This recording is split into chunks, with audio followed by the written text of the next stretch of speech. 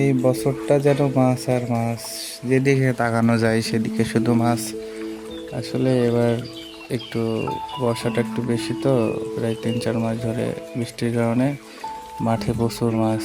এই যে দেখতেছেন যে একটা বিল, ছোটোখাটো একটা বিল, কি সুন্দর করে জাল পেতেছে। আর একটা একটা চাচা মাছ ধরতেছে, কত সুন্দর করে সুন্দর করে জাল পেতে রাখছে। এই ছোট ছোট মাছ এখানে দেখা যাচ্ছে।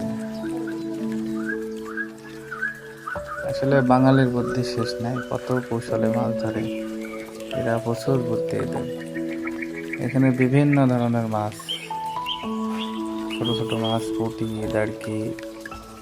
এই যে সর্বশেষ দেখছেন এখানে জিওল আছে, ট্যাংরা আছে। এগুলো সব নদীর মাছ, বিক্রি করছে এক ভাই। মাছগুলো অনেক ভালো।